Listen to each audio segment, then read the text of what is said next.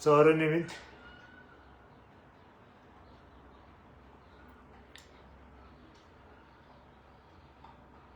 өнөөдөр нэг адууны мах идсэн чи яг өгөх гэж штт. Хадуун зунаар адууны мах иддэг хүн надаас өөр байдаггүй бохоо. Сайн дэж биш юм. Йоо.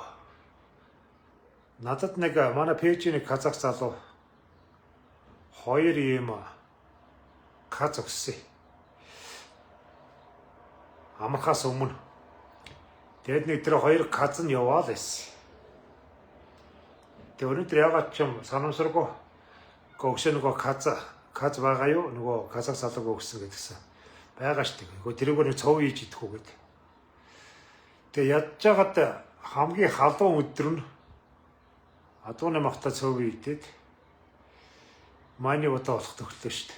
Адууны мах чи өөрийн халуун чанарын мах шүү дээ. Тэгээ адууны махта цов идсэн чи золтол явчихсангүй. Дотор муухараад энэ дээш юм өгөөд ах дээр нь гайхаадсан байхгүй юу. Сони юм даралт март ихсээд байгаа махтаа гэж утсан чинь. Адууны мах маань өөрөө дотроос нь халаагаад гаднаас нь байгалийн нар халаагаад балрах төглөө.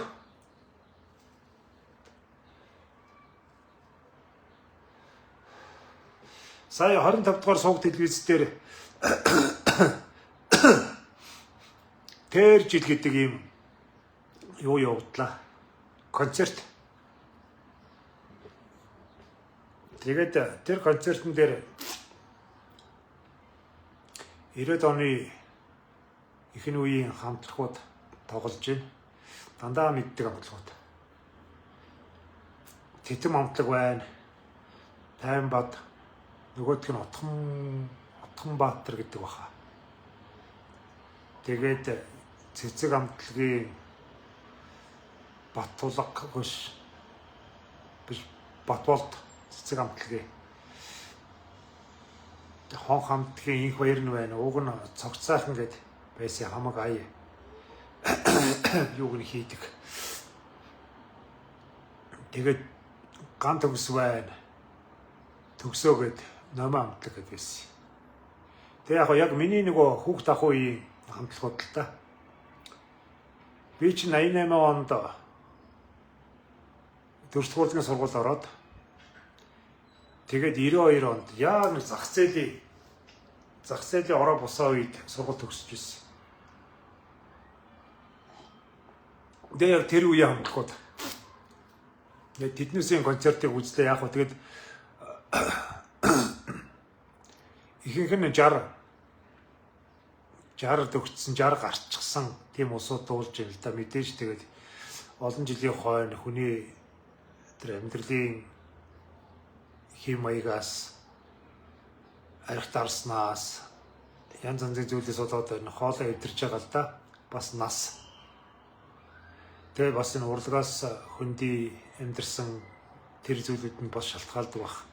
Нэг хуучны гişгэ нэг тийм яаж гоё дуудаж чадах вэ? Залуу байх үеиг гişгэ. Тэгтэл яг нөгөө миний өнөөдрийн лайв хийх ийм сэтлийг төрүүллээ. Хоолоос ирмэнэ. Тэгээ сүүлийн үед айгүй тийм хүний амьдрал айгүй их боддог болжээ. Нас яваад байгаа чинь болов нас маань яваад байгаа юм болов яагаад байгаа юм бол тэр миний тэр залуу насны 20-д насны тэр Монголын амьдрал эдэр бол өнөөгийн амьдралын хажууд бол ёстой өдөр шөншиг шүү. Манай орчин үеийн залуучууд зарим нь манай хүүхдүүд чиг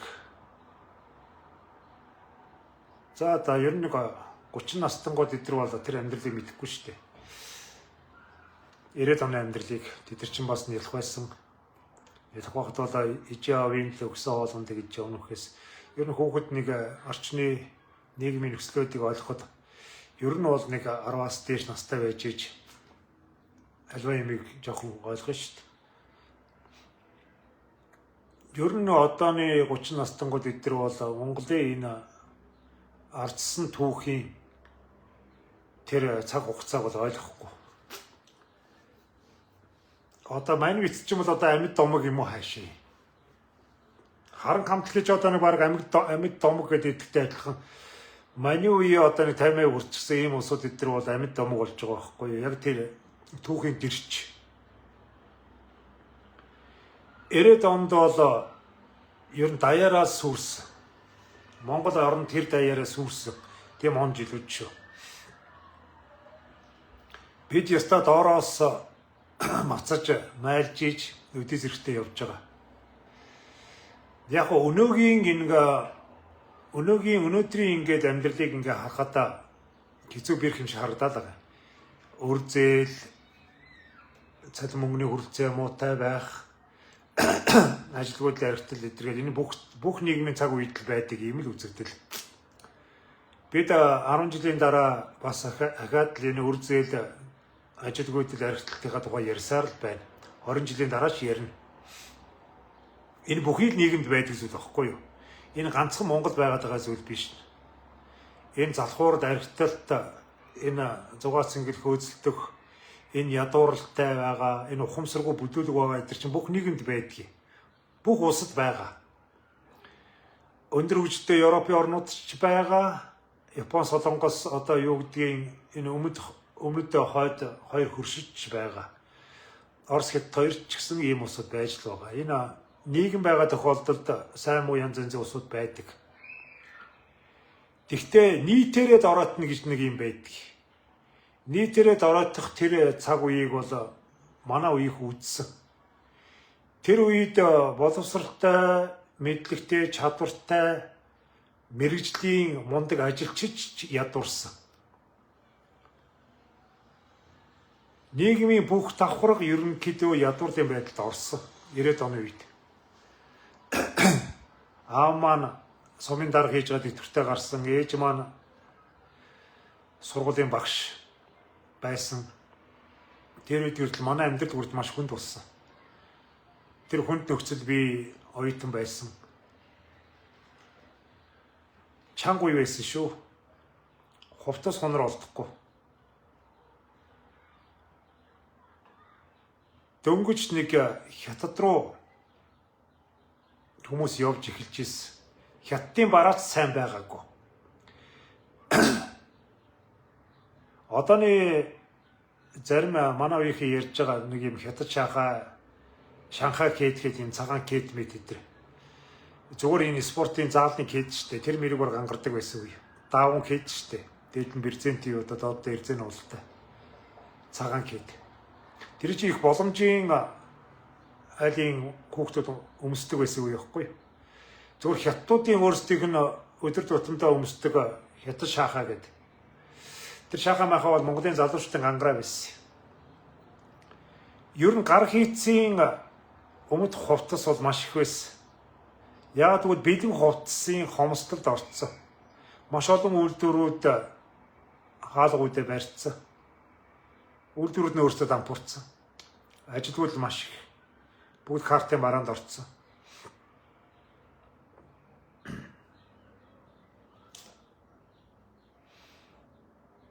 Тийм үед миний залуу нас байж тээ. Тэгээд тэр цаг үеэ эргүүлээд бодглоо. Нэг талаар их сайхан.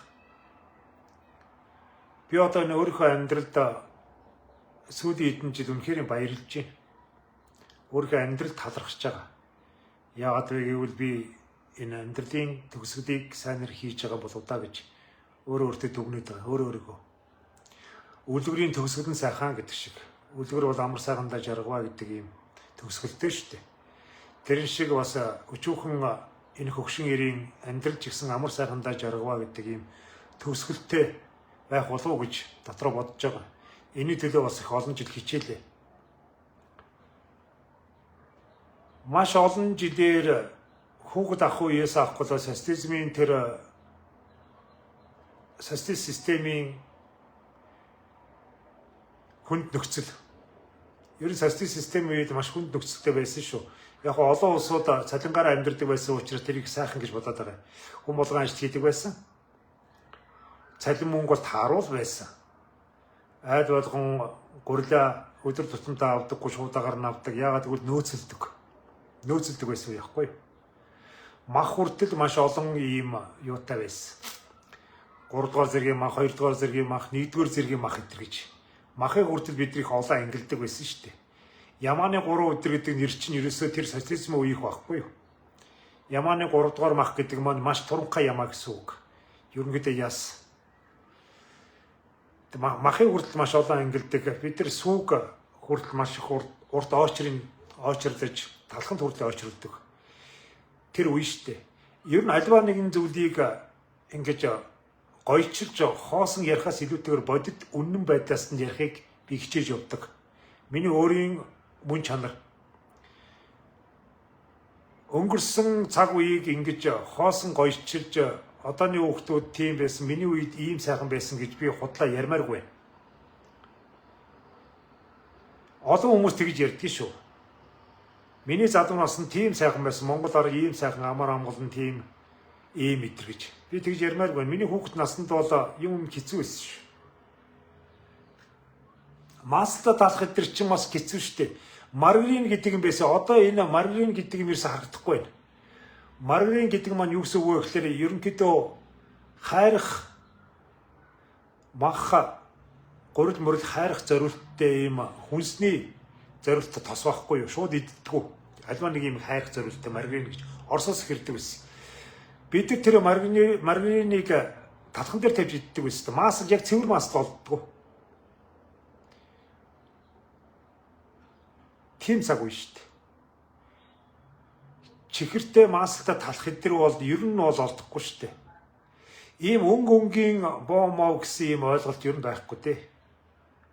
Социализмын үед тийм байсан. Социализмын үед одоо ингээд яг энэ социалист үеийн кинонуудыг үзэхлээр амар их ингээд ангуугаараа янз янзын өртсөн гэж хараад. Яг үнэндээ социализмын үед би өөрөө амьдарч ирсэн хүн шүү дээ. Социализмын үеийн дэлгүүрийн лангуу тийм элбэг биш.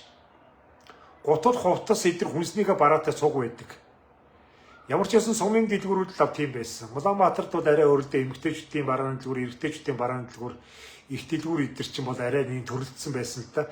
Гэхдээ ер нь сум аймагуудын юунууд бол тэр хүнс барааны дэлгүүрүүд нь цуг. Яагаад гэвэл нэр төрөл нь бага байхгүй. Нэр төрөл нь их бага байсан учраас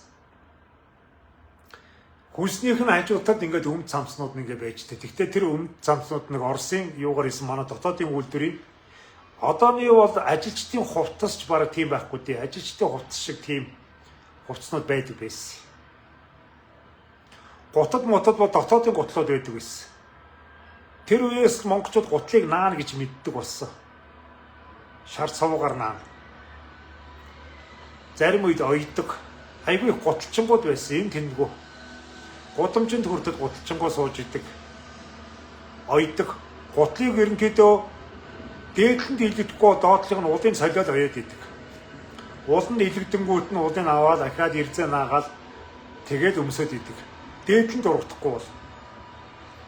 Тийм хүнд хэцүү цаг үеийг залуу нас минь туулж тээ. Маш олон мэдээллийн сувг байхгүй байсан. Орон сууцны айлуудад гэртээ 4 дугаартай 4 тоотой тийм утаснуудтай Орос улсны айлууд байлаа. Гэр хороол бол утас шөрмөс ямар ч юм байхгүй. Гэрэлтүүлэг байхгүй. Гэр ороод гэрэлтүүлэг өгөх таг харахгүй. Улаанбаатарын гудамж хүртэл нэг тийм гэрэлтэй гэгээтэй сүйд мэд байгаагүй. Хитгэн ресторан, хитгэн пабууд л байсан. Миний мэдхийн Улаанбаатар, Баянгол за тэгээд залуучууд гээд бас нэг тэр юуны тэнд Мөсийн дөрвийн тэнд залуучууд ресторан гээд байсан. Нааталд бас нэг ганц хоёр ресторанууд туул муул гэдэг. Ресторанууд нь болох дээр ерөнхийдөө мундаг усод ордог гэсэн ойлголцтой. Манай тийм залуучууд нэг ресторанд орж чадахгүй. Яагаад гэвэл тийм ойлгоцсон тийм байсан. Ер нь дарга нар ч юм уу сөрхий мундаг усууд ресторанд ордог. Нэр нь хүртэл их сүртэй ресторан гэдэг. Тэгээ мань мэтүүд болох дээр нэг гуанз манзаар ордог. Гуанзанд ороод одооны мерсер байж идэг фришки. Одоо манай хар орын тэрүүгээр байж идэг гуанзуудтай адилхан гэсэн үг ерөнхийдөө. ер нь л зугаа цэнгэл гэдэг зүйл бол их ховор байсан үе.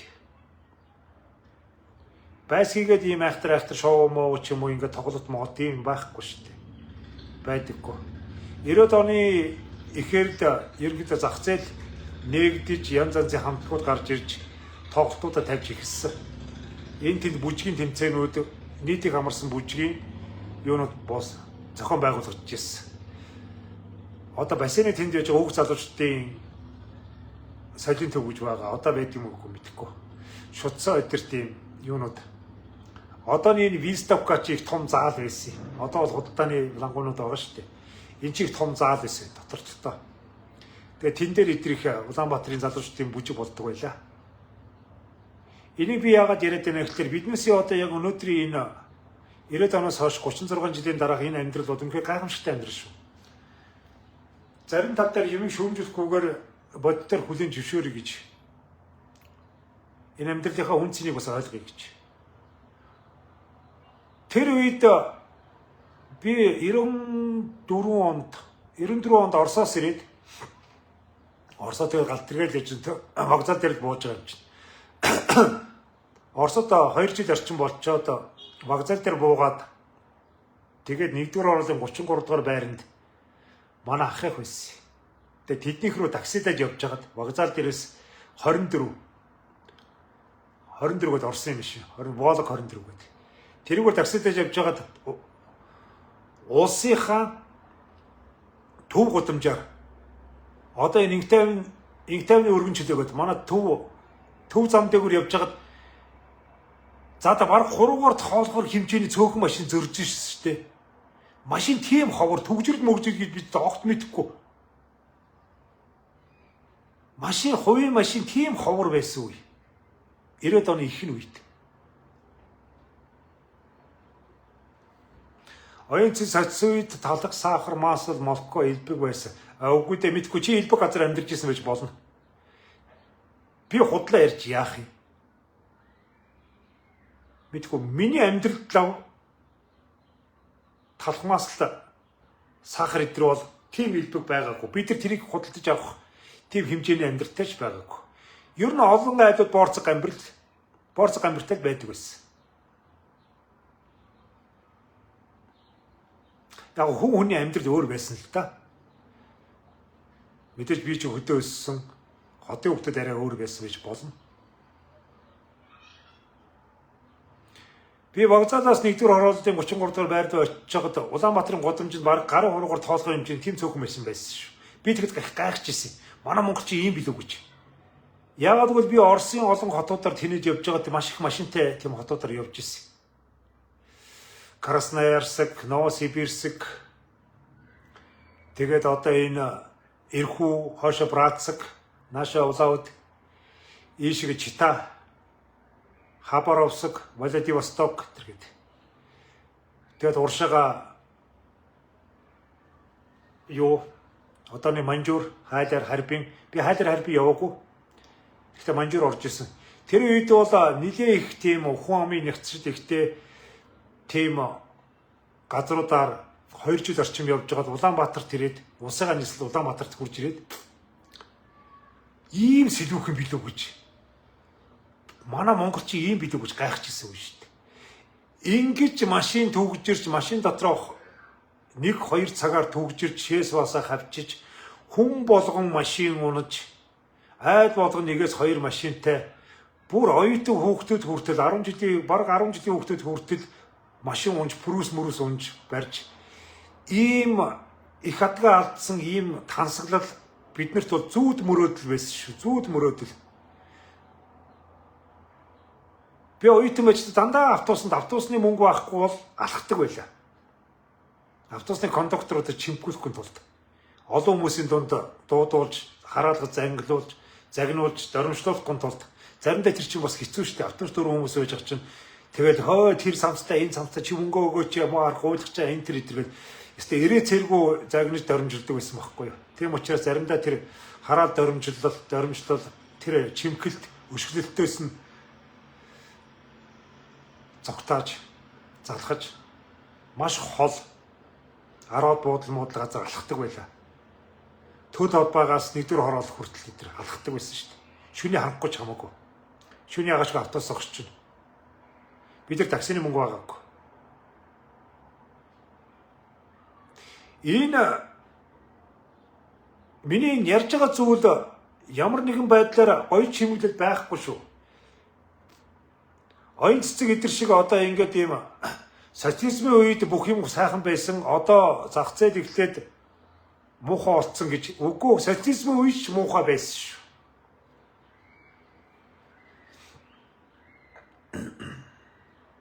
Бид энэ түүхийн 35 жилийн хугацаанд өнөөдрийн монголчуудын амьдрал, дэлхийн нийтийн амьдрал эдгээр өстой үнэхээр диваажин гэж байдаг бол тэр үеийн улсууд яг өнөөдрийн энэ нөхцөлийг гинт социализмын үеийн хэсэг улсуудыг авчираад Улаанбаатар тавихад цаг хугацааны машинаар гэдэг шиг тавихад бол гайхах шүү, анган шүү.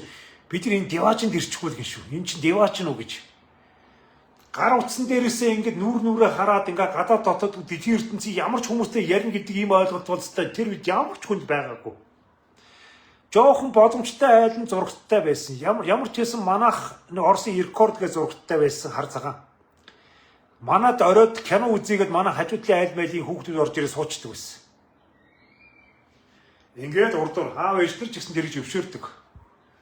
Тэгээ хүүхдүүд ингээд урдуур ингээд орж ирээд бүгдээрээ бүнжигөл хөөрхөн суусгаачдаг. Тэгэл киногоо үзээд дууссан за одоо гэртээ хайрцгаа гэх киноч ирт гардаг байсан. 9 сарын үед гардаг байлгүй юу лээ. Тэгэл нэг 10-11 гээд бид нар бүгдээрээ хөнжөлтөд орчдөг. Одоо нэгэн шиг ингээд шүнжин нойргүй ингээд гар самардаж тийм байхгүй. Тэгээ өдрийн цагаараа зурагтны асуудал байхгүй шүү дээ. Орой 6 цагаас зурагт эхэлдэг. 6 цаг үрд үдчих харах юм юу ч байхгүй. Айд болгонд нэг араадаа байсан. Тэрүүгээр нь Монголын араадаа. Тэрийг одоо ерөөсө хаадаггүй байнга л тэгээд нэг гэрт нэг хүн байгаа юм шиг араад өнөд нь дуурж л байдаг. Өглөө 6 цаг тэгээд төрийн туулд эхлээл Монголын араадаагаас ярьж байна гэж хэлдэг. Тэгээд орой 12 цаг тэгээд юугаа хаачдаг. Тэгээд тэр ингээд байнга манай гэртэл тэр араад нэг чанга биш суулж биш тэгээд байнгын л яаждаг. Тэгээд хүсэлтийн ариу мариу янз янзын явж мовол тэгээд байждаг. Тийм л байсан үе. Айгүй их ном уншдаг байж. Авах юм. Номыг хардаг байж тээ. Номноос өөр ингэж оюуныг хөгжүүлэх сэтгэлээ цэнгэх юм байхгүйсэн. Яг гоо гадаа гарахлаа октодны чартаа гэд хөрхий тэр нэг эрзэн хаанаас олдог байсан. Заримдаа дугууны хаймар хайчдсан аав ээж нь тэгж хийж өгсөн баг.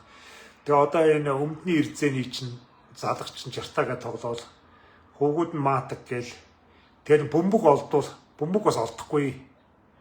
Бөмбөг олдвол хөл бөмбөгдөн. Тэгээд энэ саксны бус зориултын нэг Оросын эрзэний бөмбөг сакс тоглоно. Тийм л байсан. Одоо нэг шиг ингээд энэ яа занзын бөмбөгнүүд 900-ийн сонгортоор өдр байна гэсэн ойлголт байхгүй. Дугуйтай хөөхд их баян байлаа. Дугуйтай хөөхдийг араас нь тэгээд дугуйг нь төрж гүйдэг. Тэгээд төрж гүйж мүүж янз мац болж иж тэгжиж нэг дугуйгийн нэг унаж нэг ойрхон тойрох ирэх болж авдаг байлаа. Дугуйтай хөөхдөд маш их хатаархдаг байсан. Одоо ингээд зөвхөн нэг дуртай нь ингээд мопед цахилгаан скутер унаад ингээд чөлөөтэй ингээд явна гэсэн ойлголт байхгүй. Зүгээр дугуй шүү дээ. Орсын. Тэр үеийн амьдрал маань би энийг муучид яриаггүй шүү. Өнөөгийн монголчууд бол маш сайхан амьдарч байгаа. Гайхамшигтай амьдрал. Энэ ч 2000 он хүртэл үргэлжилсэн. Та нар одоо бодлоо. Шинэ машин авч өгнө гэдэг ойлголт одоо хүмүүс нэг гайхаа болцсон шүү дээ. Хятад ч хамаагүй, Япон ч хамаагүй, Солонгос ч хамаагүй шинэ машин авч ундаг. Одоо шинэ машин авсан байна. Машин гэдэг ойлголт байгаагүй шүү дээ. 2004 онд илүү Excel тэр үед Accent гэдэг машин анх орж ирж ирсэн үе. Accent жижигэн бүндгэр Verna Accent гэдэг маань сүүлд нь орж ирсэн. Эхлээд Монголд чинь Excel тэгээд Sonata дээр орж ирсэн. Sonata 2 дээр орж ирж ирсэн үе. Тэр үед би нэг Excel-тэй болчиход хагартлаа баярж иж үлээ. Тэр үед аав маань амьд байсан.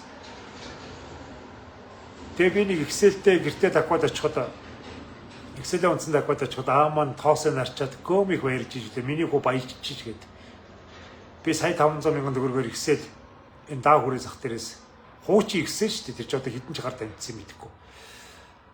Тийм ихсэл унаад сая 500 мянгаар.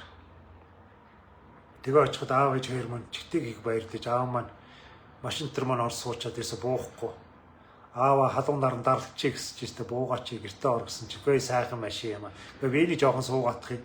Үнэр та нар нэг сайхан юм. Гөө одоо ийм гоё болчих гэж гайхаж ирсэн. Тэр одоо урт миний санаанд байдаг.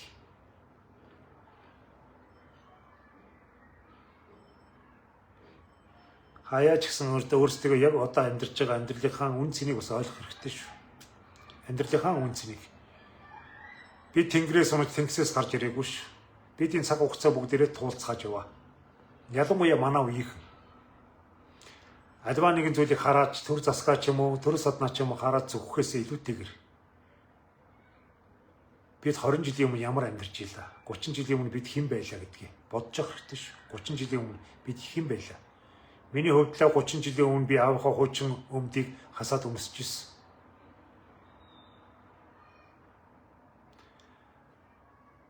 Надад хүн шиг ингээд олон солиод өмсөх тийм гутал хувцас байгаагүй. Ээж аав хоёр манд итгэрээр авч ирсэн гутлыг амьшгаа хайрлж өмсдөг байсан. Баймаа тослоод тоос шоргыг арчаал. Гутлын тоосны альчуур өдрийг цүнхэндээ авч явдаг байсан шүү дээ. Тэгээ тоосыг арчиж явдаг. Гутлыг тостой. Гутлаа тослоод тэгээд арчихгүйгээр хонуулдаг. Тэгээ гутлыгаа тосын шингээж маргааш үлэн зүлгэж арчдаг. Яг л тэр гутлнаас өөр гутал байхгүй байгаа учраас гутлантаас амжихаа ярьд. Гутлыг моншорыг ямар нэгэн байдлаар шалбарчулсад маш их харамсдаг. Ганц гуталтай. Зунжангаа нөгөө ганц гуталтайгаа л юм. Тэгээ намар орой бүр хүүд бусаа нүлийн гутлантай орно. Хавар намрын гэсэн ойлгоод байхгүй шүү дээ. Хавар зуны мууны бороотой шороотой тийм ийм аялын маялын гэсэн ойлголт байхгүй. Тэгж л амьдарч ийжтэй. Ангийнхаа хүүхдээс нэг хятад пэлник хуучин өөрх нь өмсчихсэн пэлгийг өмсөд би бас их баярлж иж үлээ. Нэх гоё. Хуучин Оросын нэг аавын хуучин Оросын дараахан болтоноос шал өөрөөр энэ Синтепоны нэг ийм хятадын пэлник анхудаа ногоо өнгөтэй одоо хүртэл би санддаг. Ногоо өнгөтэй пэлник өмсчихэд амар баярлж иж үлээ. Шал өөрөө гам чинь. Тэгээ хүн гэдэг сони амталтаа юм болгоныг мартдаг. Дандаа өлөн царайж өөр юм хүсэж идэг. Бид хэн байснаа мартчихэдэг шүү дээ. Одоо тийм миний тэр 90 оны үед баярлж ирсэн ногоо пэлникийг одоо явал баг гудамжны гуйлагчч баг тоож өмсөхөөргүй баг. Тийм л баг. Брэнд гэдэг үг сүүлийн үед л гарч ирсэн үг шүү дээ. Бид нар брэнд биш бүтэн ханзархайгүй бүтэн хэрэггүй хувцастай байх ёстой гэж боддог байсан. Урагцсан цоорсон юм баггүйгээр нэг хэрэггүй хувцастай байж болоо доо гэдэг. Илүү юм хүсдэггүй байж тээ.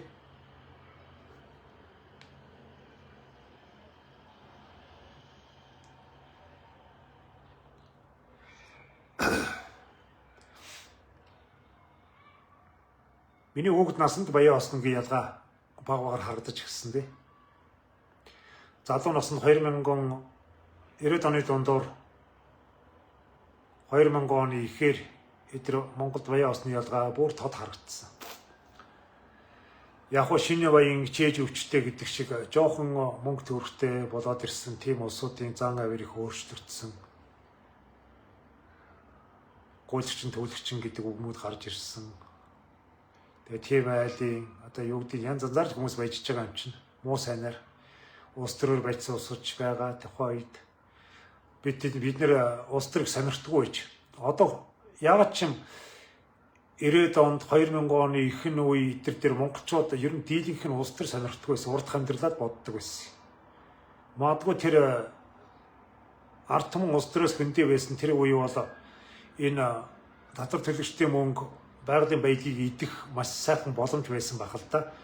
Одооны энэ хөлжиж баяжсан байж байгаа улсууд маш том гэмт хэрэгүүд гарлаад гэдэг сурагтай тийм л цаг үе шүү дээ. Дадан чиглэг спирт гүнтийн будалцаа гэдэргээл. Тэгэл энэ шунгалтай Монголтай эдрээсийн бас наллаг таллаг янз янзын юмд гарсан шүү дээ Монголд. Заллин, лөөр, дээрэм тонуул. Тэгээ монголчууд тэрний тухай ихтэй мэддэгчгүй. Одоо бид нар бас бүр удаан цагаан солио өвчөд туслаа ус төрчиж штеп. Одоо яг өнөөгийн монголчуудад таалагддаг хүн нэг ширхэгч байхгүй.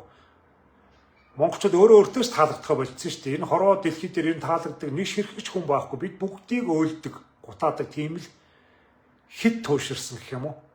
Яг энэ чи эсрэг байсан. 2000 оны их үеийн үед ч монголчууд юус улс төр сонирхдаггүй. Мэддэгчгүйсэн. Би ч тэднээс нэг байсан. Парламент гэж юу юм? Улсын хурлын гишүүн гэж юу юм? Сонгууль өгөхлөөр нь очиод танихгүй нэ дугуйчдаг тийм л байсан. Тэр сонгууль болж байгаа чинь ингээд машинтай хурж ирээд сонгогчдыг ачаа авчдаг гэсэн. Энэ хүний дугуулаараа гээл. Дугуулаа 500 төгрөг илүү юу гэдэг 1000 төгрөг илүү. Тэгж мэгэл ингээд комоор нь ингээд гэр ороодоос ачаал явчихдаг гэсэн. Сонгуулийг тэгж хийдэг гэсэн. Сонгуул өөрдөл. Тэгээ хинэн ч өгсөн явахтай манд ямар амаатай гэж боддог гэсэн. Над ямар амаатай гэж. Ихэд буруу бодож исэн л байлээ л дээ. Улс төрийн сонгуульд биднээс амьдрал шууд хамаатай байдаг юм а гэдгийг одоо сүүлд ойлгож байгаа байхгүй.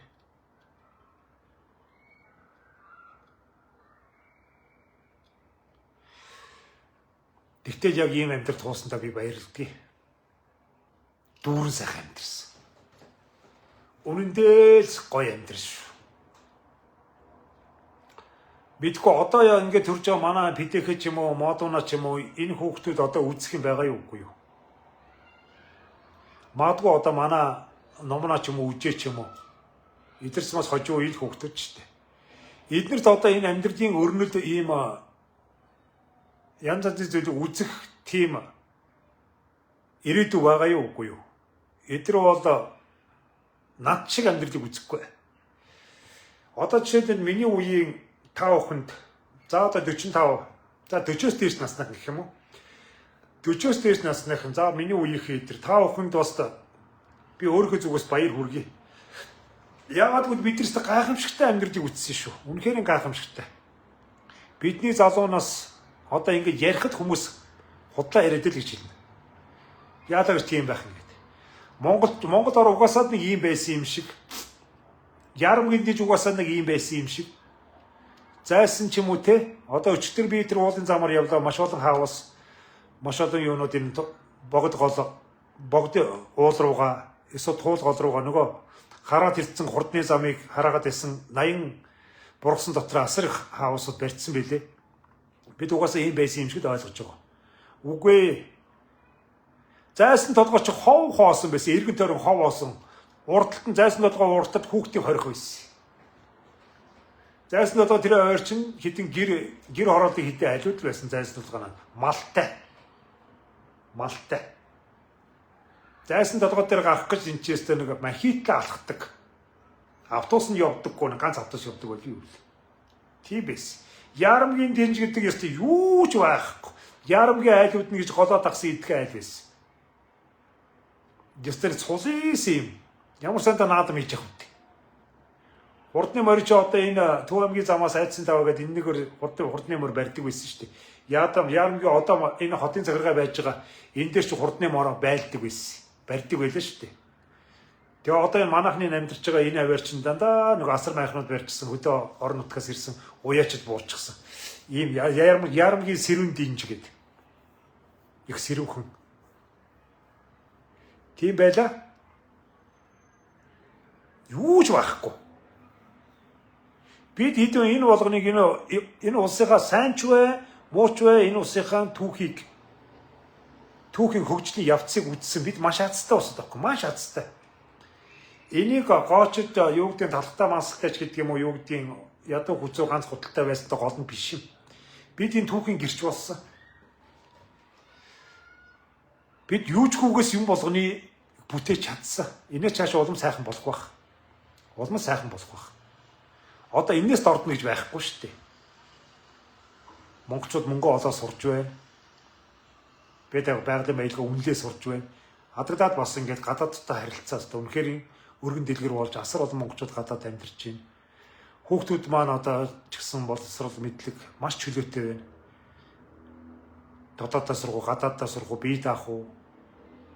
Амар гой сонголт биш дээ, бурхан минь. Сургуу сурахгүйгээр амьдрч болохоор биш дээ. Чи бизнесээ аав ээжигээ бизнесээ бол ангуунаар зогсоход ч юм уу эсвэл одоо энэ хийж байгаа жижигдүү нүүдүүр дээр нь ажиллах гэсэн сургуу сурахааргүй сурах шаардлагагүйгээр гоё амьдрах боломж хүртэл байна. Гайхамшигтай сайхан амьдралыг бид нар бас үзлээ. Би л өөрийнхөө хувьдаа би баярлж байна. Би Монголын гайхамшигтай сайхан амьдралыг үзэж явна. Мэдээж энэ амьдралын хажуугаар нөгөө архиталт, нөгөө залхуурал, нөгөө гэр бүлийн хүчирхийл, аллах, таллах, хулгай зэлгий бүх юм байгаа. Энэ цаашдаа байна. Гэхдээ ер нь ингээд масаар нь харахад зам харгуу ямар сайхан болцсон байна. Бүх аймагуудтайгаа засамлаар холбогдлоо. Одоо аймагуд хоорондоо засамлаар холбогдож байна. Манай ихнэр одоо хүртэл ярьдаг шүү дээ. Хүүхэд байхдаа Ховдоос Улаанбаатар хүрэх гэж 5-6 хонж ирдэг байсан. Тэгээ фургоноор тэгээ одоо тэр шаргын говь гэдэг тэр манхан сумаас наашаага тэр юу хүртэл Ховдын даруй хүртэл говьастай хүртэл тэр их урт уужим тэр 200 км 200 гаруй км үргэлжлэдэг тэр том өргөн талыг говь штэ. Тэрийг фургонтой давдаг гэсэн тэр шинээр дундуур огж бойлжүүл хоноо үнжинд гэж явдаг байсан гэж.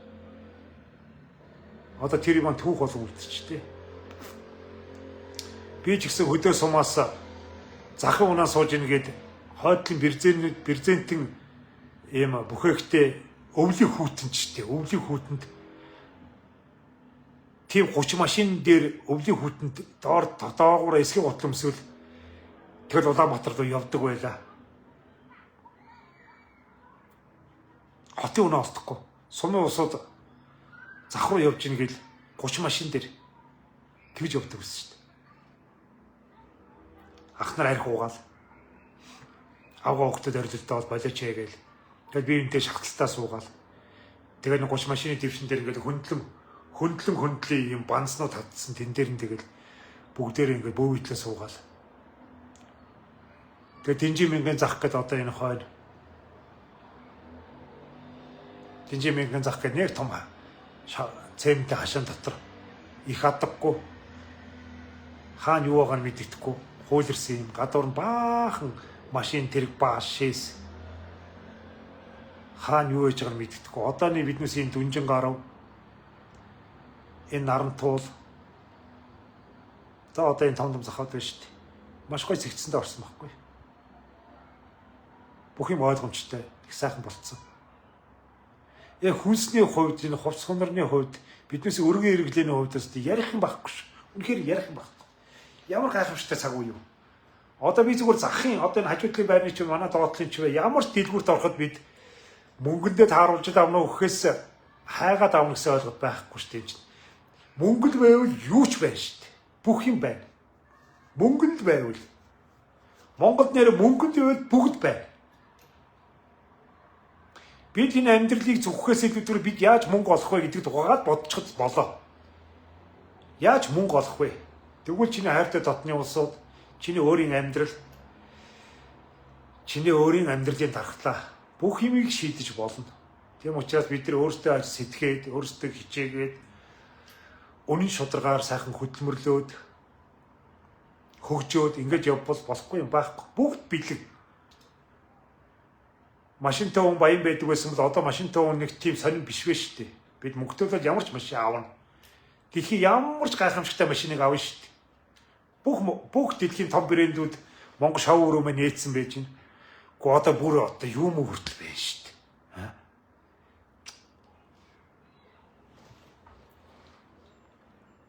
Toyota эдэр бол одоо бүр юу ч биш байна шүү дээ. Одоо Mercedes Benz их байж шүү дээ. Шоу өрөөм. Гайхамшигтай шүү дээ.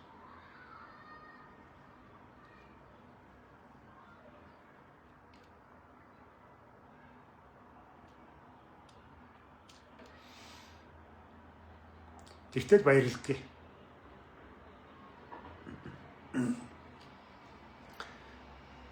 Саяхан би Facebook дээр санамсаргүйгээр хуучны оюутан бах үеийн гуйж явсан. Би ч бас нэг охин гуйж исэн шүү дээ энэ чинь.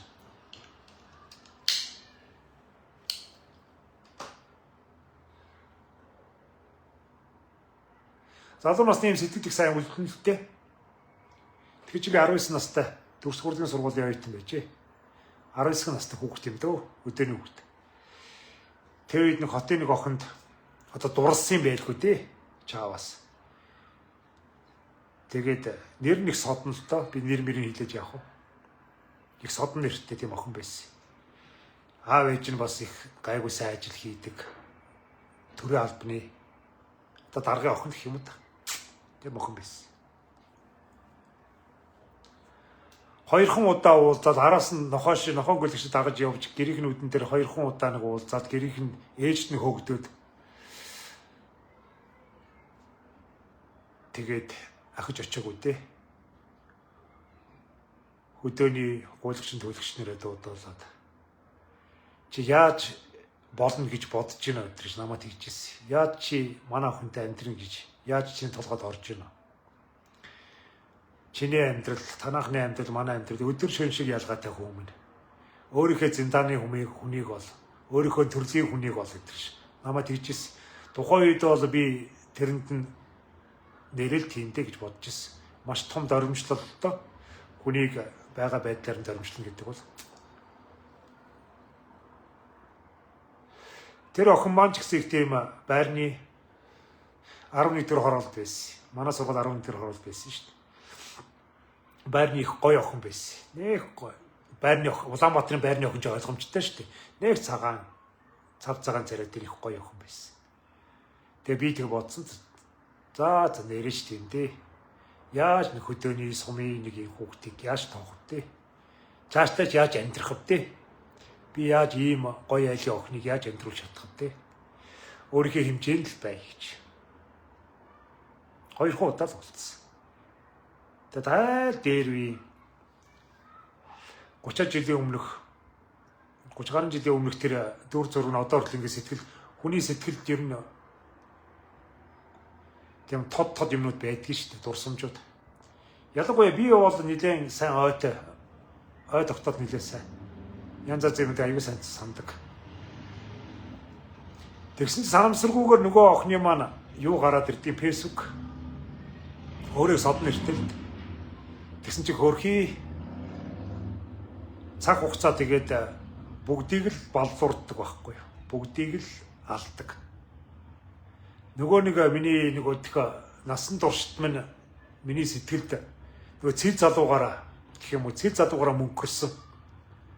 Нөгөө зураг шиг сайхан охин маань зүгээр нэг Улаанбаатарын хотын гудамжинд одоо өнөөдөр мянган таардаг нэг тарган шар авгаад болцсон байна.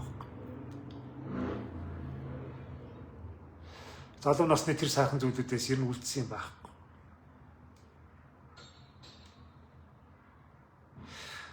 Мэдгүй надаас олигтой амьдрсан үгүй юу бол би мэдэхгүй л дээ. Тэгтэл залуу насны тэр гоо үзэгтэнгээс юу ч үлдээгүй байна. Адаглаад нүдэн ч үлдээгүй байна. Их гой нүдтэй охин байсан. Их том алга нүдтэй. Нүдэн ч үлдээгүй байсан. Зөвхөн унжсан. Тэгээд нэг юм дарган шар хүчлээтэй үсэг бодсон тийм л авгаа болж байгаа байхгүй. Цаг хугацаа юм л байдаг.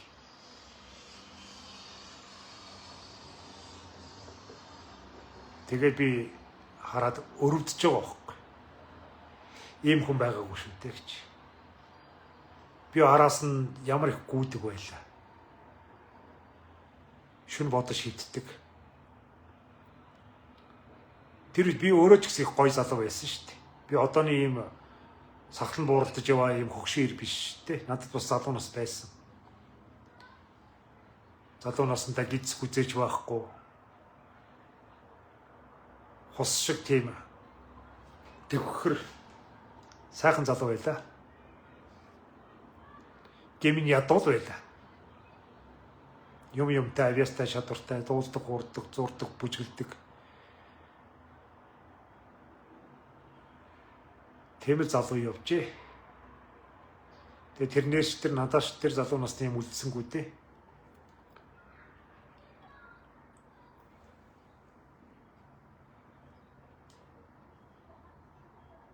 Үүний амьдрал юм л юм чи. Энийг ганцаараа би туулж яваагүй шүү дээ. Намайг харж байгаа та охин ч гэсэн энэ амьдралыг туулж яваа. Бидний залуу наснаас юм үлддэггүй шүү. Дурсамжил үлддэг.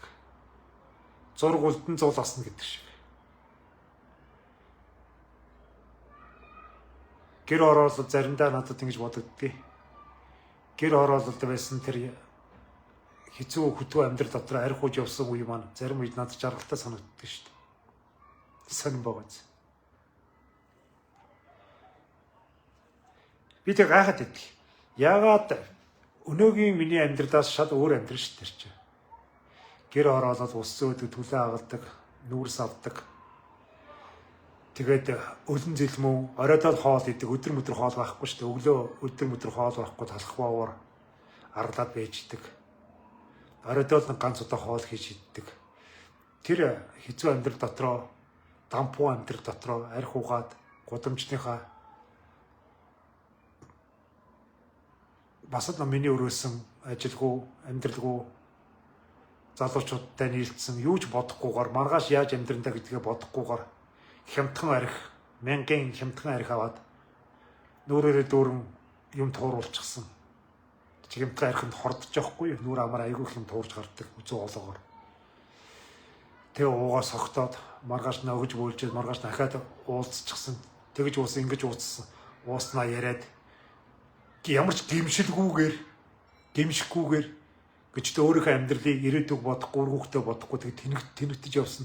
Тэр үеэ бодглохлоор надад заримдаа жаргалтай санагддаг шүү дээ. Жаргалтай.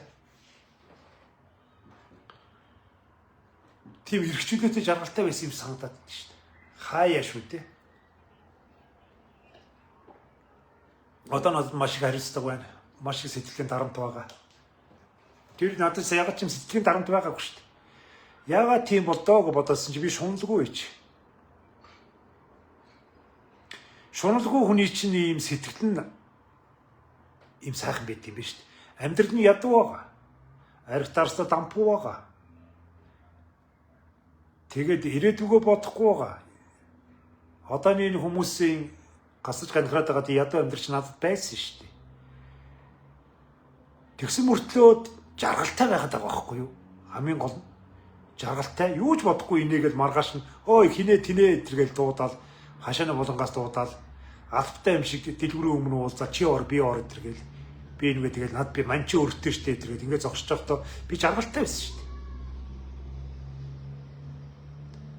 Яагаад жаргалтай байсан би хэлсэн чинь би тэгээд тэрийг бодоод байгаа байхгүй би яагаад тийм хэцүү амьдрал дотор жаргаад байсан юм бол тоо гэд бодоод тэгсэн чинь би айгүй даруухан хэрэглээтэй байсан байгаа байхгүй юу? Хувцас цоотой, шинэ юм ховорхон тэгээд илүү юм боддгоо, шуналгүй, айхтар том зориггүй.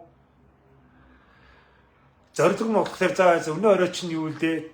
Нүүрс байгаа юу лөө? Нэг шуудаа нүүрс авд юм уу гэсэн тийм. За одоо ингэж жаад нэг хар орон захаа явж нэг цовдаа гэдэс ганц хил мах цах олж ирээ да. 25 ил гурил олж ирэндээ тэрсэн тийм бодолтой. Ерөөсөө л ингэж яг өдөр өдрөөгөө хэрэглээгээр ингэж амьдарч исэн. Тэр үедээ жаргаж исэн юм байна. Их сонио ойлголт шүү. Олон жилийн тэр амьдрал заримдаа надад эргэж бодогддог байхгүй. Одоо асар хэрэглээтэй болчиж, одоо хэрэглээрээсээ татгалзаж чадхаа болчиж, хэрэглээгээ тань чадахгүй байна. Хэдийгээр би та бүхэн шуналгүй байгаарай. Сэтгэлийн амар амгалан байлгаар гэж ярьдаг боловч яг энэ юугаар өөрөө хэрэгжүүлж чадахгүй байна. Огт машингүй болоод амьдрал болоод исэн мөртлөө одоо би өөр машинтай мөртлөө ахаад аяллаа машин бодоо сууж байна. Аялахгүй болохгүй байна гэд. Хүүхдүүдийнхээ, хүнснийхээ хэрэглээ эдрийг бодглохлоор тэр үеийн миний амьдралын нэг өдрийн хэрэглээний хажууд бол манай өнөөдрийн гэр орны идж ууж байгаа хэрэглээ авч байгаа хүнс хүмүүс эдгээр шал өөр байна.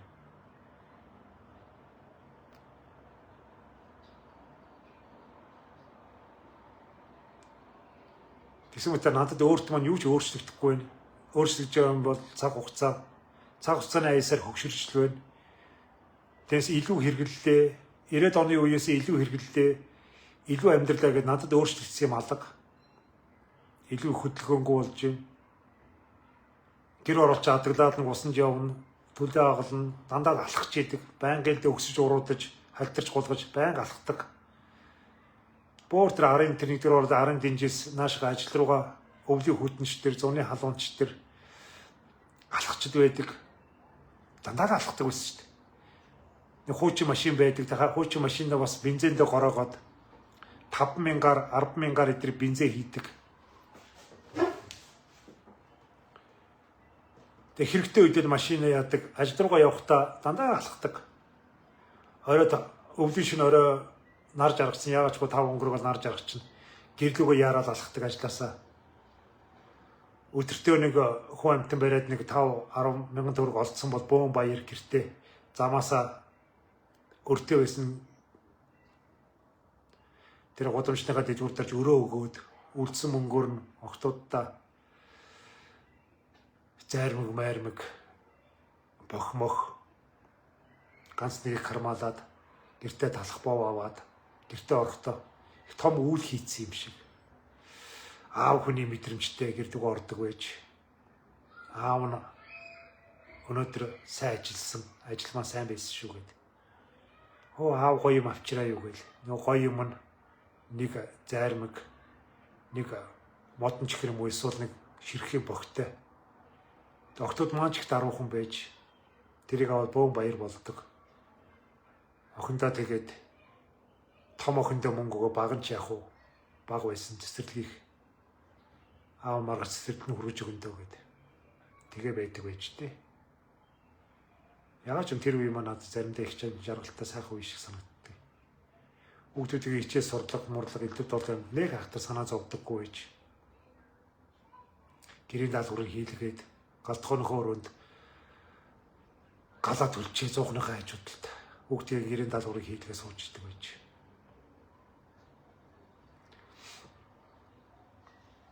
Оройд нь тэгээд ганц кино үзчихээд олон сууг байхгүй. Гарсан киног нь үзчихээд унтдаг байж. Дараа нь дидиш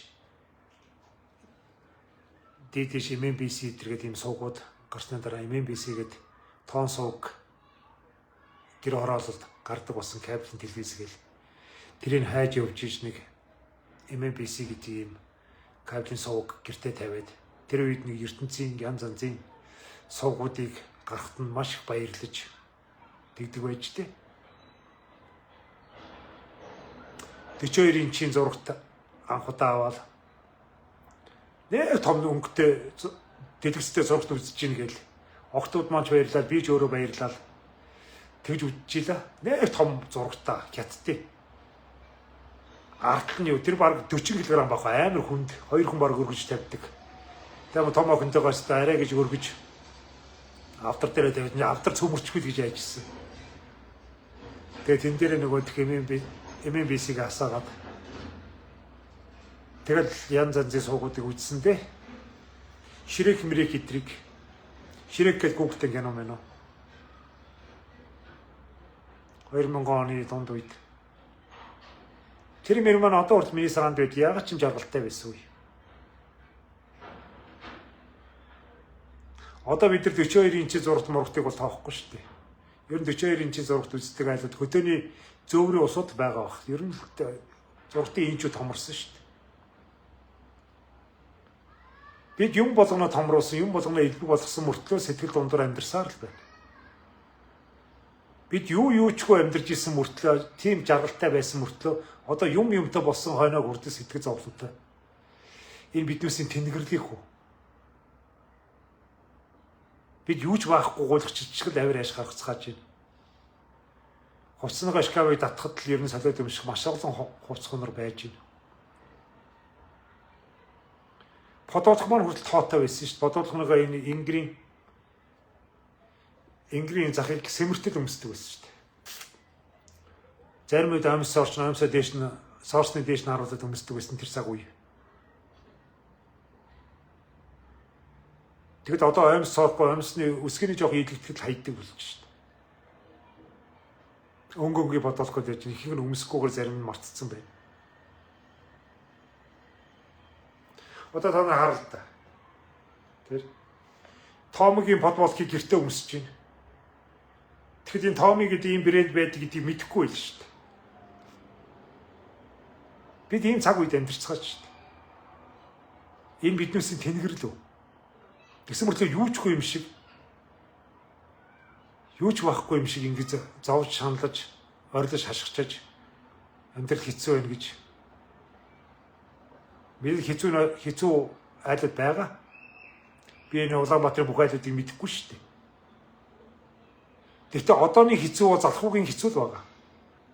Нэг хэлэх залхуугийн хэцүү л одооний амьдралын хэцүү болж байгаа. Тэр үед ажил хайгаад олддоггүй, ажил хийхэнс ингэж чаддаггүй тийм цаг үе шүү дээ. 90-ад оны дунд 2000 оны ихэнх үе бол бид ажил хийх сайхан амьдрал ирмэлзэлтэй ажил байна уу гэж хайгаад явж байгаад ажил олддоггүйсэн үе байхгүй. Тийм их юм өрөөдөөгүй шүү дээ. Зүгээр нэг хуучин чултгаа нэг машинтай болчихсон Баашингийнхаа гадна талаар тоосог өрчихсэн гэж байранд орё гэж хүсээгүй шүү дээ. Баашингийнхаа шавар байшингийнхаа гадна талаар дан тоосог өрчихсэн тэрнийхээ мөнгийг хайж явсан. Тэгэхэд мөнгө олддоггүйсэн шүү дээ. Хүний цуслангийн байшин нүдэж явлаа. Хаадах сонгоч хийж явлаа. Аль олдсныг хийж явлаа. Олсон юм маань тэгэл олигтой юм болохгүй доктортой бус ажил ийм халтуурны тийм ажлууд чинь хүний амьдралыг өөдөн татдаг. Олсныхаа ирээдүйн тухайн үедээ нэг жоохон идэж уугаал тэгэл өнгөрчдөг.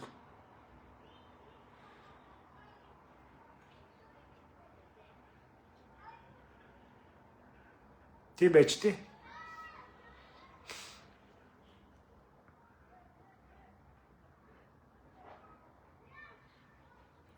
Гэхдээ л жаргалтай. Жаргалтай сайхан амьдрал маань байж тээ гэж. Магадгүй би өнөөдөр үгсэн ч тэр маргааш үгсэн ч тэр би харамсах малга амьдрсан шиг амьдрч тээ. Амьдрсан шиг амьдрал гэж юм энийг л хэлдэг юм байна. Энд чи дандаа мөнгөтэй төрөхтэй жаргалтай амьдралыг амьдрал гэдэг юм байна. Энийг би одоо ойлгосон. Тэгсэн бол би энэ зовлонгийн, энэ хүний амьдралын энэ эдрээ нухчаа, энэ уналт босолт, энэ салгат хагцал, энэ үс хонзон, энэ баяр хөөр бүх юмыг ойлгохгүй байж. Би зүгээр нэг юу гэдгийг манай аав ээж нэг урдаар хороолт ч юм уу. Энэ циркийн ч юм уу тэр хуучин 5 давхарт амьдардаг байсан бол би тэр бүхэн аваараа тэр авийнхаа хүүхдтэй тоглоол энэ амьдралын нэрийн барааны та нартай өнөөдөр ингэж ярьж суухгүй байж. Яг л би мэдэхгүй тэр амьдралыг туулахгүй байж. Тэр авийнхаа нэг хойдлын 23 дугаар сургуульд ч юм уу сурж муурал тэгээд нэг албан агч болоод тэгээд идэвхтэй гарсан бол би өнөөдөр та бүхэн тийм олон өнгөөр ярьж чадахгүй. Миний амьдрал бол үнэхээр дүүрэн сайхан амьдрал. Хүн голгодож, хүнийг голж, заримд нь шунанд орлож, зарим нь үзэн ядаж, дампуурлаж жаргалтай мэтэр сэтгэж, аригтаж явахгаа жаргаж ийн гэж бодож. Аригтаж явсныгаа жаргалтай юм шиг би одоо ярьж байгаа үстэй. Үнэн л юм чинь жаргалтай байсан шүү дээ. Гэтэ би нэг арих уух гал өмөрөөсөд байгаа юм биш л дээ. Одоо би бол хизээч арих уухгүй. Одоо миний үлдсэн амьдрал бол арихгүй орчин. Би тэр архийг мэднэ. Арих уух ямар байдгүй гэдгийг мэднэ. Дэндүү сайн мэднэ. Гэтэ би тэрийг тууссан.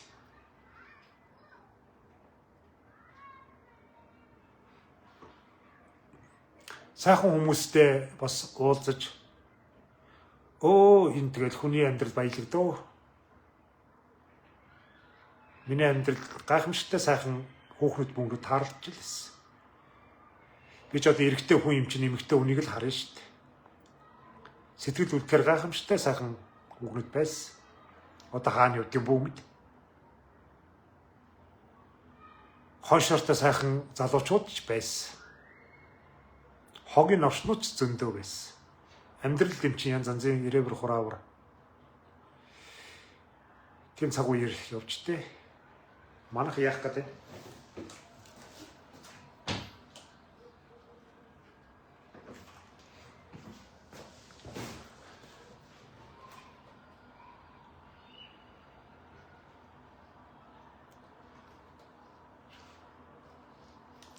Би та бүхэнд нэг сони юм хэлэхгүй. Би одоо хүртэл энэ стадионд орж үзээгүй шүү дээ.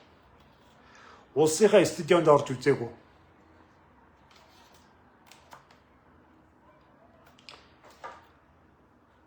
Одоо энэ хажуудлын энэ нисхийн сүүлд баригдсан энэ том спорт комплекс энэ хажууд одоо би орж болохоор л байхгүй. Энэ хажуудлын UJ Arena эдгэрмээр би орж үзээгүй шүү дээ. Би UB Pass орж үзээгүй. Миний мэдх юм, миний хүүхд ах үеийн соёлын төвөргөө, үйлдвэрчний соёлын ордон, улсын цэрэг. Дараа нэг би ч бүхэн өргөнд орж үзээгүй юм байна. Энэ хэддэл нэг орсон юм байна да. За тэгээ Тэнгис кинотеатр, хуучны Ялт кинотеатр гэдэг байсан. Одоо нэг өргөө энэ хэддэл л орсон. Яагаад ороогүй вэ? Яагаад ороогүй вэ гэхэлэр миний амьдрал өөрөө тийм байсан байхгүй. Яагаад ч би одоо хүртэл гэж боддог шүү дээ. Их тийм амьдрал нь боломжийн давтай чөлөөтэй тийм усуд юм үздэг байх гэж. Би тэгж боддог шүү дээ. Ядуу сэтгэлгээ байх л да. Хүн өөрөө хүсвэл ямар ч юм үзэж болно шүү дээ. Тийм айхтарч үнэтэй биш л дээ. Гэхдээ яагаад ч залуу наснд надад ийм сэтгэлгээ суудсан. Илүү их тийм боломжтой амьдралтай, үзэр үйлчлэгээ үзэх, мөнгө төгрөгтэй, завтай, зайтай, амьдрал нь тогтцсон инээд хөөртэй баяр баясгалантай, аж аргалтай тийм усуд үзэр үздэг бах.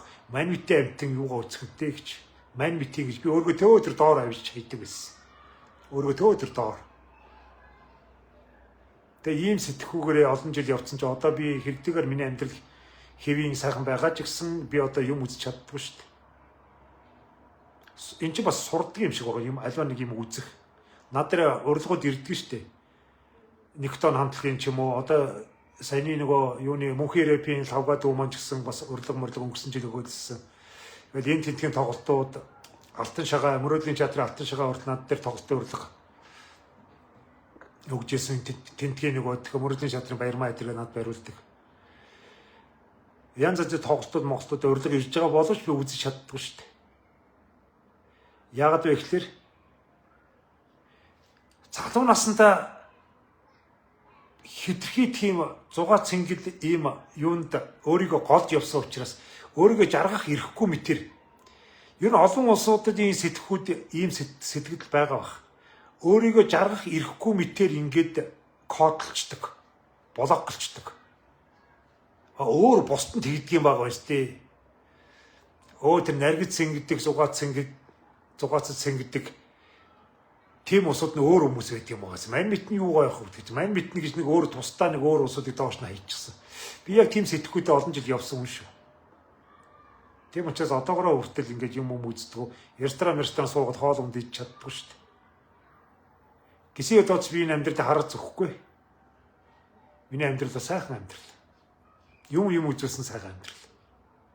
Эдгээр би одоо ингэж үнтэй сайтай ямар сайнтай нэг хүүгийнхээ модоныхаа нэг насны ойгоор манайх нэг ресторанд хоол захиалаад хамаат садангаа оруулсан. Тэгэд би хүүгийнхээ нэг насны ойгоор ресторан сууж байгаад бие бариад ирсэн. Бие бариад өдөртөө хоол унд чадахгүй сураагүй байхгүй юу.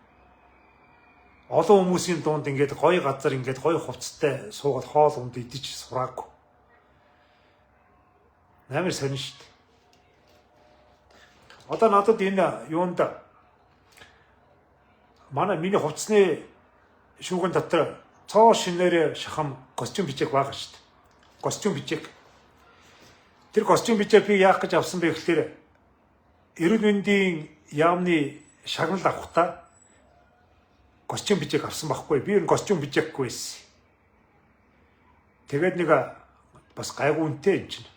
Нэг костюм бичээг хосоор наваад цагаан цамцтай наваад тэг ганцхан удаа эрүүл мэндийн тэргүүний ажилтны тэмдэг зүүх гэж костюм бичээг аваад тэрнээс ерөөсөө өмсөөгүй. Одоо энэ дотор байж байгаа. Костюм бичээхөө өмсөх газар байхгүй. Өмсөж чадахгүй. Одоо тэр костюм бичээг яах юм бэ бүү мэд. Өөрийнхөө хувцснуудыг одоо ингээд харсан чи миний хувцсан дандаа энэ нэг юм гудамжны хувцснууд байгаа юм чинь.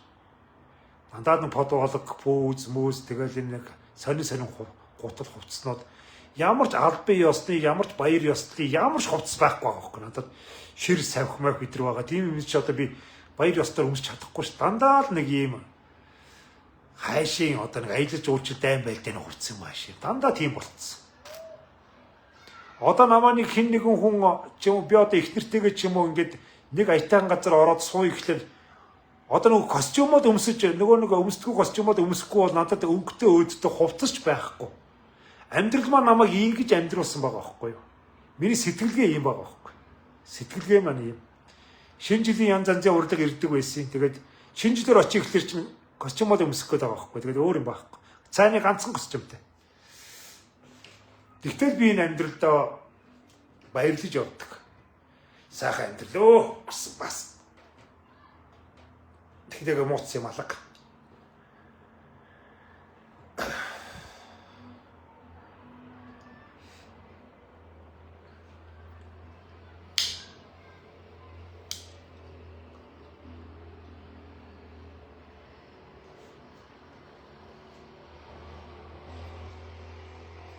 Эдгээр би фэйсбүүкээс өдөр болгонд ингээд жоохон хүн дээрж холдож ингэж байгаа боловч фэйсбүүк ч гэсэн би баярлалаа гэж хэлдэг. Фэйсбүүк ч гэсэн намайг маш олон хүмүүстэй танилцуулсан. Энэ сүрэнжөг гэж нэг ийм хүн байдгийг шүү гэдгийг маш олон хүмүүсүүдэд танилцуулсан. Энэ сүлжээнд би яваад баярлалаа. Яг хараад дарамжсан хүмүүсд байдаг. Чи ганц намайг хараагүй шүү дээ. Фэйсбүүк дээр одоо хүн болгоныг л хараад шүү дээ. Хараадаггүй магтдаг хүн гэж Монголын фэйсбүүк дээр нэг ширхэгч байхгүй шүү дээ. Нэг ширхэгч байхгүй. Гэтэ энэ сүлжээний буянгаар би маш олон улсуудад өөрийгөө танилцуулсан. Дээрэс нь бас олон хүмүүс намайг эргээр зөвөр олж хардаг. Мөөгийн мөнгө цэцгээс авахгүйлаа намайг зөвөр олж харж байгаад бас баярлалаа. Миний тухай зөв ойлголттой байгаад. Мэдээж энэ хүний амьдрал юм чи атааж өтөө хорсол үзий ядалт бүх юм л байгаа шүү дээ. Энд чи амьдрал шүү дээ. Амьдрал дандаа магтаал дээр ч юм уу. Амьдрал дандаа аж аргал дээр суурилдаг байсан бол бид нар өөрсдөө аж аргалгүй болно шүү дээ.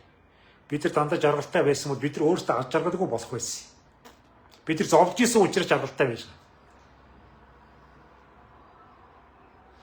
Тийм байдаг шүү дээ. Бид эхнээсээ жаргалтай байсан бол энэ аж аргал гэдэг үгийг мэдчихгүй. Ойлгохгүй. Өөрс жаргалтай байна гэж ямар юм хэлдэг юм бэ л гин. Яагаад гэвэл өөрөөсөө дэртээ тэргүй бүх юм хэлбэг бүх юм боломжтой сайхан байдаг учраас бид нар энэ боломж, энэ сайхан гэдэг зүйлийг ойлгохгүй. Бид юу байгаа юмны хүн цэнийг мэддэггүй шүү дээ. Бид байхгүй юм хамгийн сайн ойлгодог байхгүй юу? Ялангуяа би залуу наснда өөрийнхөө 40 хүртэлх 40 гартлаа хүний амьдралын 40 гаруй жилийг зовлон зүдгүүр хэрүүл шуугаан ядуур хоосрдын дундуур явж ингэж ирсэн учраас би жаргалыг маш хурцаар мэдэрдэг байхгүй. Хоолыг хүртэж жаргалтайгаар иддэг байхгүй юу? Одоо жишээл гэрийнхээ хоолыг хүртэж ад жаргалтайгаар иддэг. Яагаад гэвэл надад энэ хоолны амтыг миний амьдрал мэдрүүлсэн байхгүй. Миний амьдралын маань тэр олон хоолгүй шүрүүд, олон тэр дэлгүүрийн гуанцны хоолнууд, зарим их зүгээр нэг гуралтай шүл олдол баярлдаг байсан тэр өлөн зэлмөө амьдрал минь. Заримдаа зүгээр талах идчихэд унтдаг байсан. Тэр амьдрал маань өнөөдрийн миний хоолны амтыг мэдрүүлж байгаа байхгүй. Ямар сайхан хоол вэ гэж. Би одоо орой болгоныхоо хоолнд баярладаг. Нэг юм христийн шашинтангууд байдаг шүү дээ. Элбэг хоолтой унтаа байсан эзэн тэнгэртэй баярлаа гэдэгтэй адилханаар би орой болгон эхнэргээ хийж гисэн хоолыг идэхдээ өдийн насанд минь ийм амьдралд хүрэж гисэн мөнх хөх тэнгэртэй өвөг дээдстэй баярлаа гэж. Өдөл насанд минь ийм сайхан хоолтой байлгаж байгаад баярлаа гэж, хувь тавилантай баярлаа гэж. Яагаад гэвэл би тэр хоолны амтыг мэдрэхээр хэмжээний олон жилийн хоолгүй явсан байхгүй. Хоолгүй амьдарч ирсэн.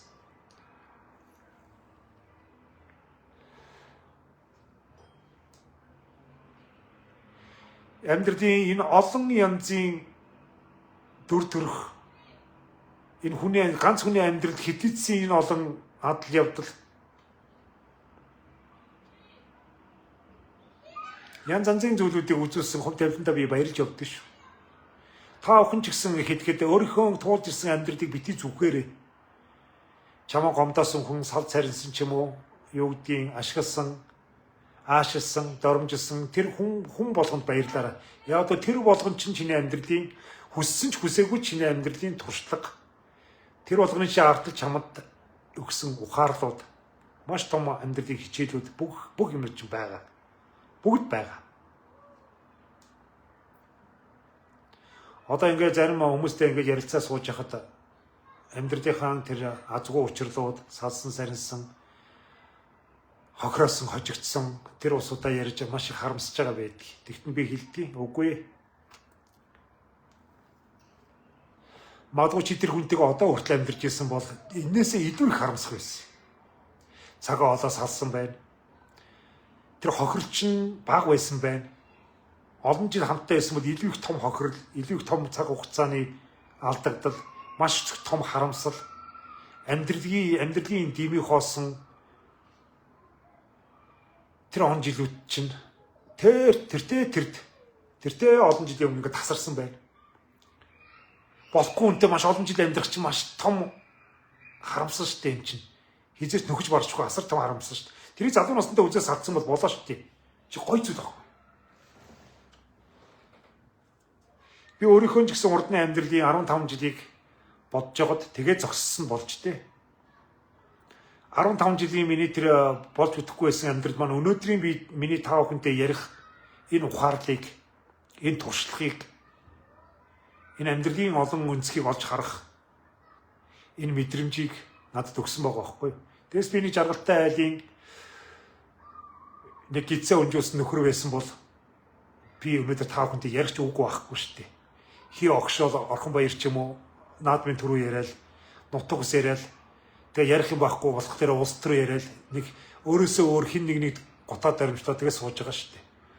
Миний амьдралын энэ алдаа дутагдал, энэ азгуутал,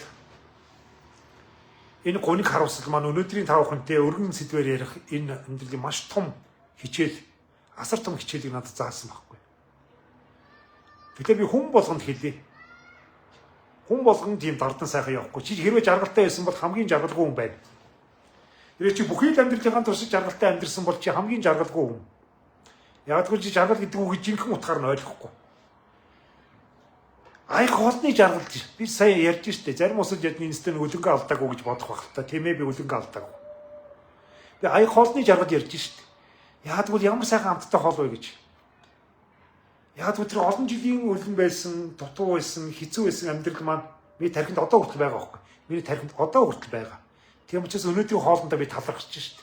Өнөөдрийн эхнэрийнхээ надад тавьж байгаа анхаарал намайг гэсэн сэтгэлд нь би үнэхээр баярлж шít. Яг л намайг гэсэн сэтгэлтэй хүн байгаагүй байсан учраас өөрийгөө болгож өөрийнхөө өмсийг төмпөн дотор бараан савгар гэж угаагаа суужсэн учраас би энийг мэддэг байхгүй юу. Өөрийнхөө өглөлийн хэрэг өөрийнхөө гараар ингэж угаалгын машин байхгүй ингэж угаагаа суужсэн учраас миний өмнөөс миний хэрийг угаагаа сууж байгаа ихнэртэй би одоо талархаж байгаа байхгүй. Баярлалаа гэж. Үнэхээр баярлалаа. Цэвэр сайхан явуулсанд. Амьдралын минь ийм сайхан болгож өгсөнд баярлалаа гэж.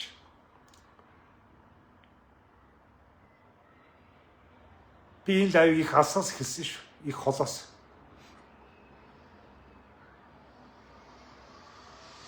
Бид ягаад бүх юм байгаа яг энэ өнөөгийн энэ 2026 онд ягаад бүгдээрээ байхгүй юм шиг авир аж гаргацгааж байна.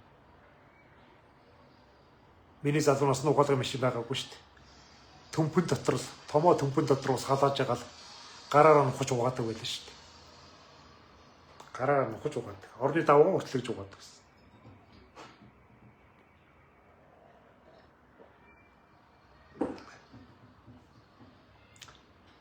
Тэгэхдээ одоо буусны махаж ирчихгүй шүү дээ. Одооний биднээс амьдрал тийм шүү дээ. Буусны махаж ирчихгүй. Зөв махны машинаар татчихээн. Одоо аягаач угаахгүй шүү дээ. Аяг угаагч угаач чинь. Бүх юм маш хялбархан байна шүү дээ. Тэгэхээр бид нар яагаад юу ч байхгүй юм шиг ингэж авираж гаргаж байна. Би 42-ийн чинь зурагт хараад ямар гоё юм бэ өстой энэ чинь баг хороо ертөнцийн бүгдийг харлаа гэж баярж ирсэндээ он жилүүдийг бодоод одоо би 85 инчийн зурагт үзээ сууж байна. 85 инчийн зурагтыг би зүгээр байдаг юм шиг л бодож шít. Ханаараа дүүрэн зурагтын дэлгэцтэй бийж. Тэгээ яагаад байхгүй юм шиг авираж гаргаж байна? Яагаад юучгүй юм шиг ингэж гомдлж байна уу?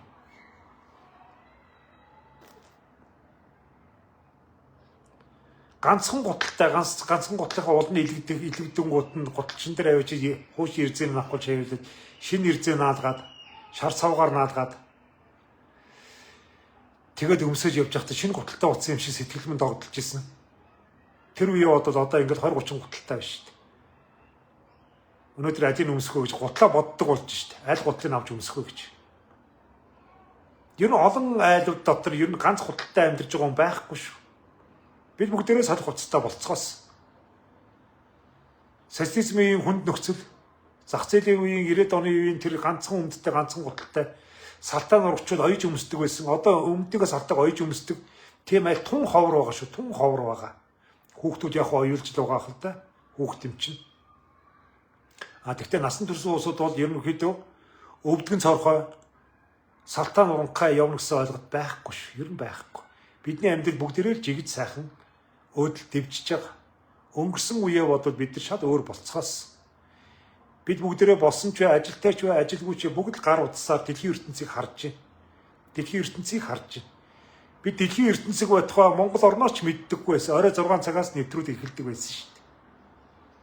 Орой 6 цагаас Монгол телевизийн нэвтрүүлэг эхлээд хитгэл нэг хүүхдийн сувг, залуучуудын сувг, үдшийн Улаанбаатар үдшийн мэдчилүү нэг тийм нэг залуучдын хаяа нэг сувг гардаг. Тэр нь их сонирхолтой байж. Дөрвөн бэрх гээд нэг хаяа нэг шоу нэвтрүүлэг гардаг байсан. Ёлк гээд хүн хөдөлдөг байлаа. Тэгээд Монголын үндэсний мэдээгээ үздэг. Тэгээд оройд нэг Оросын нэг тулаантай кино гарна гарахгүй бол гарахгүй. Тийм л байж тээ. Тэр үе одоо өнөөдөр бид нар дэлхийн хөлбөмбөгийн аваргыг үзээ сууж байна. Дэлхийд дээр болж байгаа асар олон юмнууд Монголын өөрсдийнх нь хувийн телевизүүдийн сувгад 20 гараа сувг байж байна. Бид нар шөнжин өдөржин зурагт үздэг. Тэр зурагтаач үзэхэ болж байна. Одоо зурагтаас залхсан ус өндөө байна. Бид нар гар утсан дээр юугаач хайгаад байгааг нь мэдэхгүй өдөр шөнөгүй гар утас майж чинь. Жордон баандаа хүртэл гар утас майж чинь. Унтахтаа хүртэл нүдэ анад унт чадахгүйгээр гар утас майж чинь. Энэ биднээс хөгжил дэвшил мөн үү? Мөн шүү дээ. Бид нар малын бэлчээр тэр гэр оролтын гудамжтай мухарч тэр бид бүх дэлхийн ертөнцийг харж байна. Гайхамшигтай сайхан амьдрал шүү. Өнгөрсөнтэйг өөрийнхөө амьдралыг өнөөдөр ч гэсэн хаяач гэсэн бодож байгаараа гэж би энэ лайвыг хийж байгаа. Заримдаа ч гэсэн энэ хувь тавиландаа талархъя гэж. Хаяач гэсэн энэ тавиландаа гос болоод байгаа штэ. Яг уу заримдаа махгүй болохгүй би маргач гэсэн махгүй болсон. Мах үнтэй байсан. Гэхдээ л өнөө шөнийн махнаас илүүтэйгээр миний өнөөдрийн амьдарч байгаа амьдрал маань үн цэнтэй байна шүү дээ. Сайхан байна шүү дээ. Дайн дайжингүй байна. Яг тэр хямарч зовоод байгаа юм алга. Өвчин зовлон яг уу хүн лимчин. Хүний бие мах бод лимчин өвдөн зовно. Им тарай илдэг долоо ямар ард нь гарна. Эргэн тойронд ухал хацад болж л байгаа. Хүний амьдрал юм чинь. Хүмүүс үхдэг, хүмүүс төрдөг.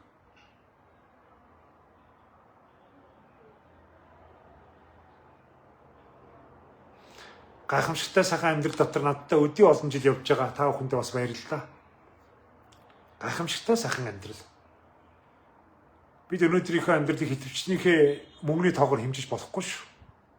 Биднээсээ өнөөдрийн төрөвчин дотор байж байгаа хэдэн төгрөг бол биднээсээ амьдралын тодорхойлол ерөөсөө биш.